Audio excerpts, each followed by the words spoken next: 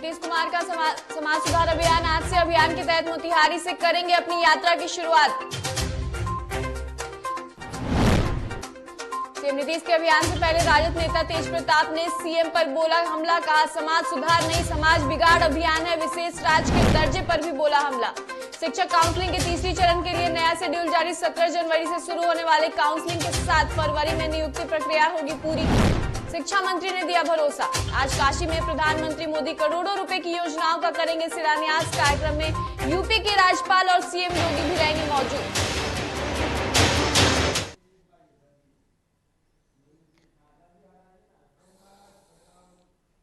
नमस्कार, आप देख रहे हैं डीटीवी भारत और मैं हूं आपके साथ एकता। चलिए अब रुक कर लेते हैं खबरों की ओर और बात करते हैं।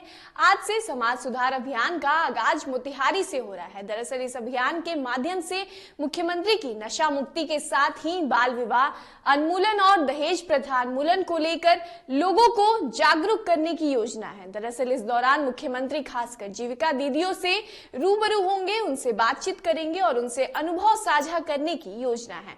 वहीं इस दौरान नीतीश कुमार की सभाएं भी होगी और कई मुद्दों पर सीएम जनता से रूबरू होंगे। सीएम आज से अगले 15 जनवरी तक 1 दर्जन जगहों की यात्रा करेंगे। वहीं इस क्रम में मुख्यमंत्री नीतीश कुमार संबंधित क्षेत्रों की विकास योजनाओं की समीक्षा भी अपने स्तर पर करेंगे। वहीं अपने समाज सुधार अभियान के माध्यम से मुख्यमंत्री नीतीश कुमार शराब के दुष्प्रभाव पर विश्व स्वास्थ्य संगठन की रिपोर्ट पर खास तौर पर चर्चा करेंगे। तो आपको बता दें कि सीएम नीतीश आज एक बार फिर से यात्रा पर निकलने वाले हैं, जहां राज्य में पूर्ण नशा मुक्ति, दहेज प्रथा और उन्मूलन एवं बाल विवाह की मुक्ति को लेकर मुख्यमंत्री समाज सुधार अभियान के तहत अपनी यात्रा की शुरुआत मोतिहारी से करेंगे, जिसकी सारी तैयारियां पूरी कर ली गई है। वहीं समाज सुधार यात्रा के क्रम में मुख्यमंत्री जीविका दीदियों से संवाद भी करेंगे, जहां मुख्यमंत्री के कार्यक्रम में कई तरह की जानकारी दी गई है। जहां समाज सुधार अभियान में मुख्यमंत्री नीतीश कुमार नशा मुक्ति अभियान की समीक्षा करेंगे। वहीं इस अभियान को सफल बनाने के लिए जीविका दीदियों से संवाद करेंगे। इसके अलावा मुख्यमंत्री जिलों के सभी विभागों के अधिकारियों के साथ बैठक करेंगे, जिस बैठक में जिले में चल रही विकास की विभिन्न योजनाओं की समीक्षा भी मुख्यमंत्री करेंगे।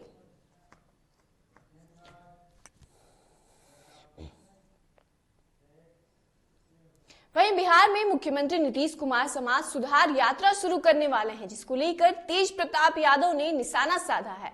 दरअसल उन्होंने समाज सुधार यात्रा का नाम बदलते हुए कहा है कि यात्रा समाज सुधार यात्रा नहीं बल्कि समाज बिगाड़ यात्रा है। वहीं विशेष राज्य के दर्जे पर भी हमला बोला है। समाज सुधार यात्रा नहीं है, समाज बिगाड़ यात्रा है, समाज में दारू बिकवाओ यात्रा है, हत्या यात्रा है। ये पूरे तरीके से बिहार को झंझोड़ के इन लोगों ने बर्बाद करने का काम किया और ये यात्रा निकाल जा रही है। शराब तो बंद हो नहीं रहा, शराब के लोग इतना लोग हो रहे हैं, मर रहे हैं पूरे तरीके से। बिहार अंधकार में जा चुका है। बिहार का इनको देखभाल करना ठीक से नहीं आ रहा है, इनको इस्तीफा दे देना चाहिए, घर में बैठेंगे, किसी काम लायक नहीं है। जब वो सब निकाल करके फेंक दिया, अब रहना ही नहीं चाहता, ये लोग मुद्दालय नहीं कर रहा है, तो बात की बात है ना। नेता का नहीं, जो नेता का डिसाइड होगा, अगर नेता डिसाइड करेंगे रखना है तो रखा जाएगा साथ में। ये तो यहीं से गए हैं बन के। नीतीश कुमार जी को जिंदा किसने किया? नीतीश कुमार जी को लालू जी ने जिंदा करने का काम किया। ये इस तरीके का बयान से बचना चाहिए लोगों को। किसी का कोई जवान नहीं काट सकता है, लोकतंत्र है, लोकतंत्र में जनता चाहेगा तो लोग जवान काट देंगे। राजद के द्वारा किसानों को लेकर बड़ा आयोजन किया जाना है, जिसको लेकर अब प्रदेश अध्यक्ष जगदानंद सिंह ने बयान दिया है। उन्होंने कहा है कि केवल किसानों को लेकर नहीं बल्कि किसानों के बड़े नेता चौधरी चरण सिंह को लेकर भी राजद एक बड़ा आयोजन करेगा। इतना ही नहीं, उन्होंने राकेश टिकैत को लेकर भी बयान दिया है, जहां जगदानंद सिंह ने कहा है कि कई लोग राकेश टिकैत को खालिस्तान कह रहे थे, अब उन्हें भी मानना पड़ा कि राकेश टिकैत किसानों के नेता हैं और किसानों के बिना भारत का विकास संभव नहीं है। दिवस मनाने वाले हैं चौधरी चरण सिंह, इस भारत के किसानों को जागृत करने वाले और सबसे बड़े नेता और खेती का अर्थशास्त्र कैसे भारत प्रगति करेगा, खेती उसकी प्राथमिक इकाई है, जिनको बिना आगे बढ़ाए हुए देश आगे नहीं बढ़ेगा। तो चौधरी चरण सिंह जिस चीज को उन्होंने छेड़ा था और चौधरी साहब को लोगों ने कुलक का नेता कहा, किसानों का नेता था, जैसे यहाँ साबित करने का प्रयास टिकैत को कर रहे थे, खालिस्तानी है, पाकिस्तानी है, यह तो बड़े सामंतों का प्रतिनिधि है, उसी तरह चौधरी साहब पूरे भारत के किसान और खेती की बात। चलिए यहाँ रुक कर लेते हैं एक बड़ी खबर की। तो समस्तीपुर से एक बड़ी खबर सामने आ रही है, जहां समस्तीपुर में दर्दनाक सड़क हादसा सामने आया। तो ये बड़ी खबर आपको बता रहे हैं, जहां हाईवा और ऑटो में भीषण टक्कर हुआ है। तो ये बड़ी खबर आपको बता रहे हैं, जहां हादसे में 3 लोगों की मौत हो गई है। तो ये बड़ी खबर आपको बता रहे हैं, जहां 3 अन्य लोग गंभीर रूप से घायल बताए जा रहे हैं। तो ये समस्तीपुर से बड़ी खबर आपको बता रहे हैं, जहां घायलों को सदर अस्पताल में भर्ती कराया गया है। तो ये बड़ी खबर जहां जिले के मुफस्सिल थाना क्षेत्र की घटना बताई जा रही है। तो ये बड़ी खबर आपको समस्तीपुर से बता रहे हैं, जहां भीषण टक्कर से दर्दनाक सड़क हादसा का मामला सामने आया है। तो ये बड़ी खबर आपको बता रहे हैं, जहां हाईवा और ऑटो में भीषण टक्कर हुआ है, जिसमें आपको बता दें कि हादसे में 3 लोगों की मौत की पुष्टि की गई है। तो ये बड़ी खबर आपको बता रहे हैं, जहां 3 अन्य लोग गंभीर रूप से हादसे में घायल बताए जा रहे हैं।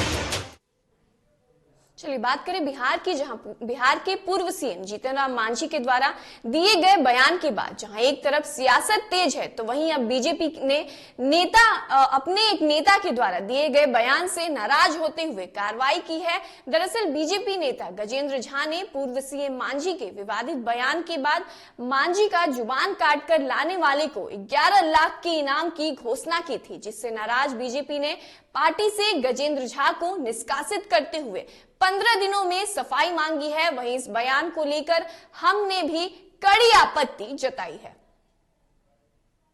एक ब्राह्मण की ओर से, जन जन और कण कण की ओर से अगर आप हिंदू पे इस तरह से घात करते रहेंगे तो आपको हिंदुस्तान की सरजमी भागने के लिए कम पड़ जाएगी। और आप लोगों के माध्यम से आज मैं एक बड़ा ऐलान कर देना चाहता हूं, हिंदुस्तान में ब्राह्मण का कोई भी बेटा अगर जीतन राम मांझी का जिह्वा काट के लाता है, उनके जीभ को काट के मेरे समक्ष लाता है, तो मैं 11 लाख रुपए का इनाम दूंगा। और मैं आप लोगों को कहना चाहता हूं, जीतन राम मांझी की हैसियत तो 11 टके की नहीं है।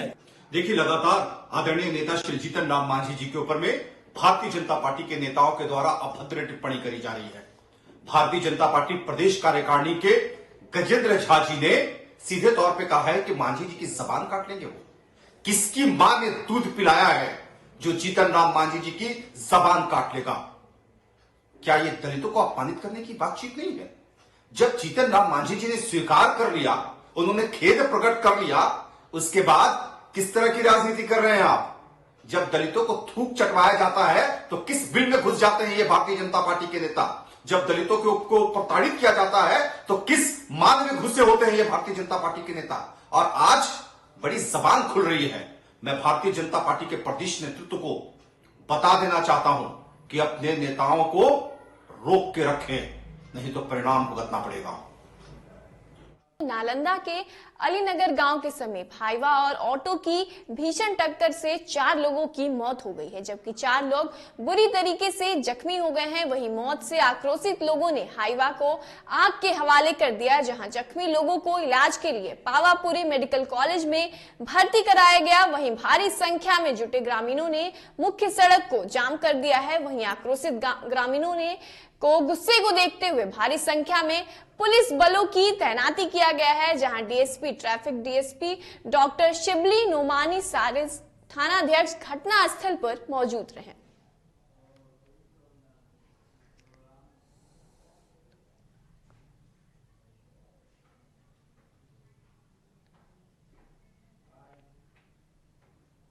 थाना अंतर्गत हरगामा मोड़ से लगभग 50 मीटर पूरब में एक हाईवा सिटी लोडेड हाईवा लापरवाही से चलाकर अनियंत्रित होकर एक टेम्पो में टक्कर मार दी।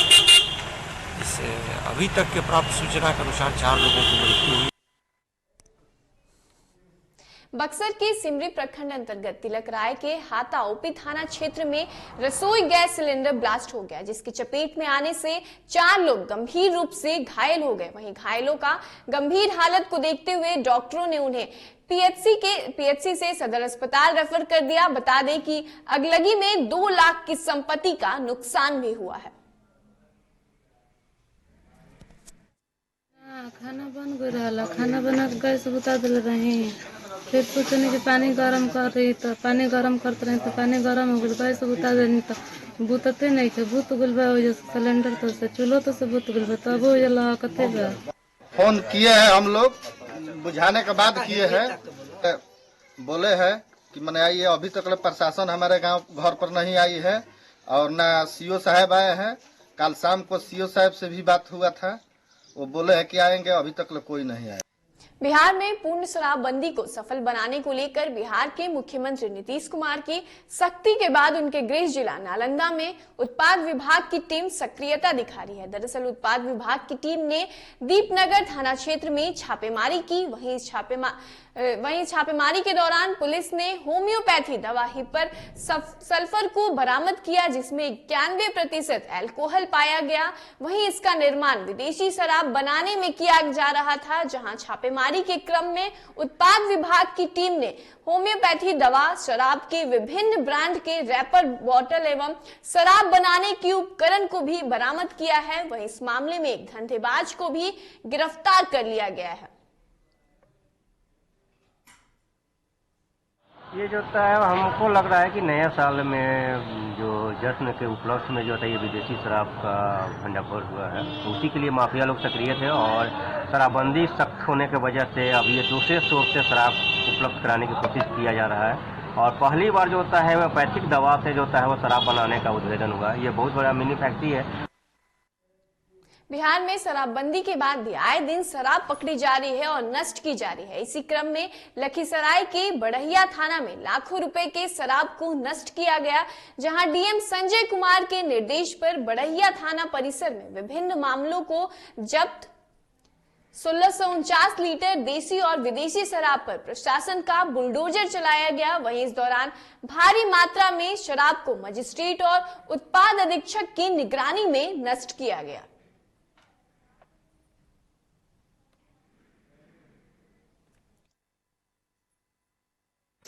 जिला पदाधिकारी महोदय के आदेशानुसार प्रत्येक महीने जो है जिला में पकड़े गए शराब का विनष्टीकरण किया जाता है।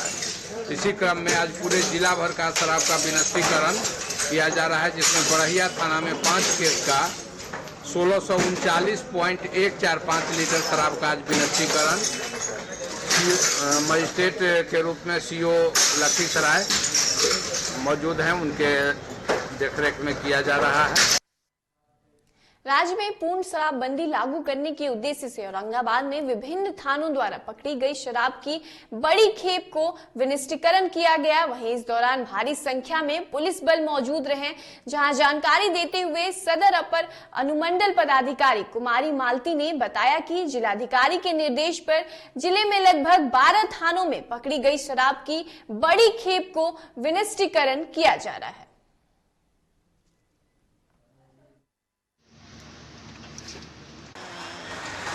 जिला पदाधिकारी औरंगाबाद के द्वारा आदेशानुसार मैं यहाँ विनष्टीकरण के लिए अपर अनुमंडल पदाधिकारी सदर के यहाँ पर आकर के विनष्टीकरण किया जा रहा है और अभी जारी है। कितने थाना की जब्ती शराब को नष्ट किया जा रहा है? 10-12 थाना का विनष्टीकरण के लिए यहाँ सब आए हैं और अभी विनष्टीकरण जारी है। पटना में ऑल इंडिया फॉरवर्ड ब्लॉक के तमाम कार्यकर्ताओं ने बीजेपी दफ्तर के सामने बिहार कैबिनेट के मंत्रियों का पुतला फूंका है। उनका कहना है कि पहले हमें जमीन दी गई रहने के लिए और अब सीओ अतिक्रमण के नाम पर उनको खाली करवा रहे हैं, जहां कार्यकर्ताओं ने आरोप लगाया कि उन्हें भूमि सुधार मंत्री रामसूरत राय से मिलने नहीं दिया गया और पार्टी कार्यालय से धक्के मारकर बाहर कर दिया गया, जिसके विरोध में पुतला दहन किया गया। ये भूमि सुधार मंत्री रामसूरत राय को मांग पत्र देने, इसलिए कि भूमि सुधार मंत्री है और भूमि के सवाल पर हम लोग को हाईकोर्ट से ऑर्डर प्राप्त है। इसी डिमांड को लेकर के हम तो मिलने आए थे रामसूरत राय से, माननीय मंत्री जी से, उनको मांग पत्र देने आए थे। अब ये लोग नहीं देने जा रहे हैं।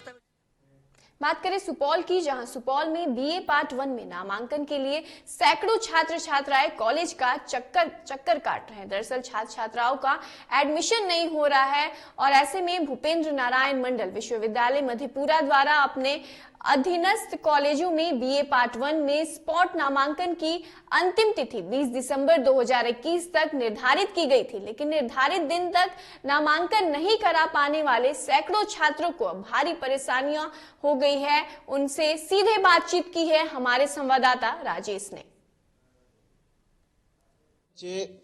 कॉलेज कैंपस में घूम रहे हैं, बीए पार्ट 1 में नामांकन के लिए बच्चे लगातार ऑफिस का चक्कर लगा रहे हैं। जो बच्चे छूट गए हैं उनका नामांकन कैसे हो पाएगा? वही उन बच्चों का एडमिशन अभी तक नहीं हो पाया है जो ऑन स्पॉट नहीं किया है। खाली विषयों में, जिस विषय में सीट खाली है उसमें ऑन स्पॉट नहीं कर पाया है, जिसके चलते उन लोगों का नामांकन नहीं हो पाता है। लेकिन हम लोग सोच रहे हैं कि विश्वविद्यालय से हम लोग आग्रह करेंगे कि ऑन स्पॉट का एक डेट दे जिसमें कि इन बच्चों का एडमिशन हो सके।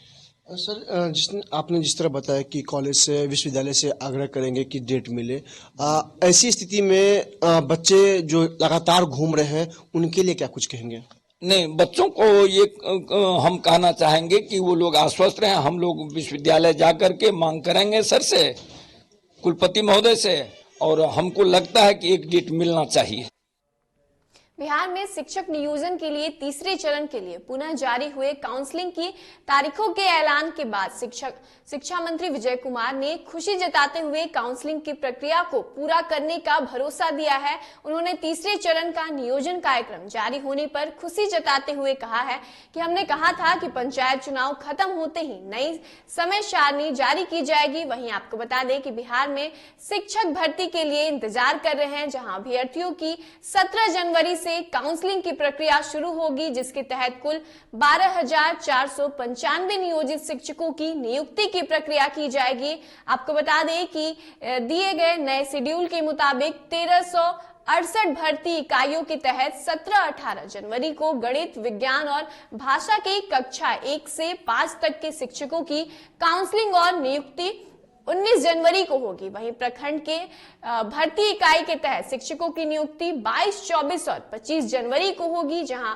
कक्षा 6ठी से 8वीं तक के सामाजिक विज्ञान शिक्षकों की 22 जनवरी और अन्य के शिक्षकों की काउंसलिंग 24 जनवरी को होगी।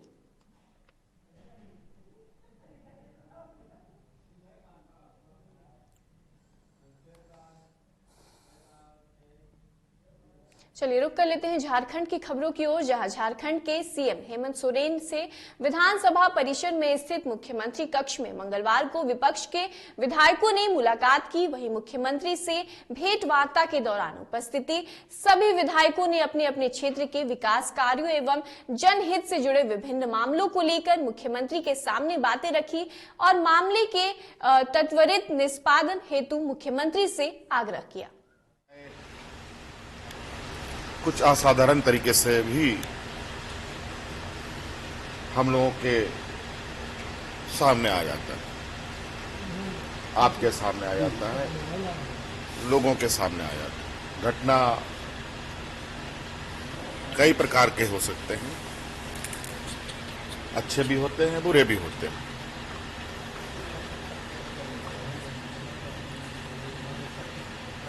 और कई संगीन भी होते हैं।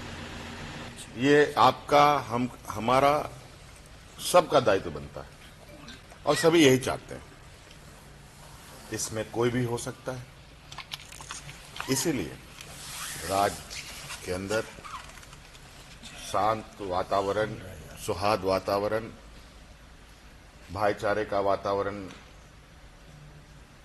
रहे, इसके लिए सरकार ने कुछ कानून बनाए। झारखंड में लगातार हुए मॉब लिंचिंग और भीड़ हिंसा जैसी घटना को रोकने के लिए हेमंत सरकार बड़ा फैसला लिया था, जिसके लिए सरकार ने पहले ही भीड़ हिंसा एवं भीड़ लिंचिंग निवारण विधेयक का मसौदा तैयार किया था, जो मंगलवार को शीतकालीन सत्र के दौरान सदन में पारित हो गया। इस मसौदे के तहत कहा गया है कि 2 या 2 से अधिक व्यक्तियों के समूह द्वारा धर्म, वंश, जाति, लिंग, जन्म स्थान, भाषा, आहार, व्यवहार, लैंगिक, राजनीतिक संबंधिता, नस्ल अथवा किसी अन्य आधार पर किसी को लिंच करने के लिए भीड़ को उकसाने का आरोप सिद्ध होने पर दोषी को सश्रम आजीवन कारावास के साथ ही 25 लाख रुपए तक का जुर्माना हो सकता है। पिछले सत्र से भी कई बार मैंने मांग किया, भाजपा की सरकार ने भी मांग किया मॉब लिंचिंग पर कानून बने, तो उसी दिशा में आज हमारी सरकार, जब हमारी सरकार बनी है तो निश्चित तौर पर आज विधेयक ला रहा है।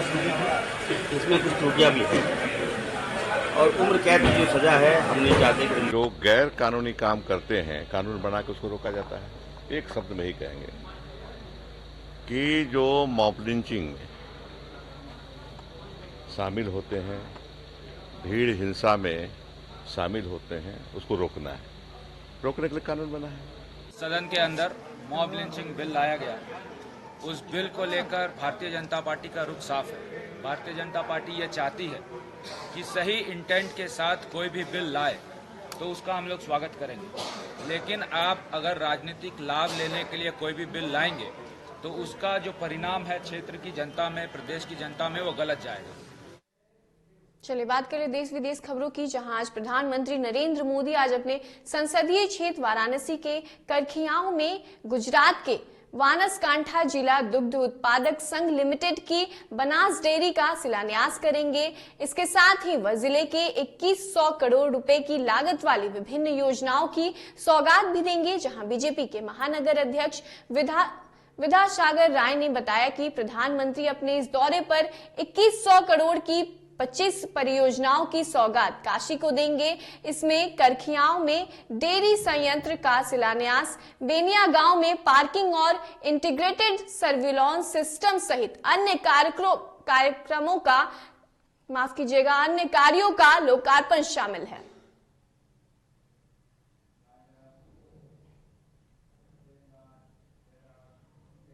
चलिए अभी के इस बुलेटिन में बस इतना ही। मुझे दीजिए इजाजत और आप देखते रहिए DTV भारत। नमस्कार।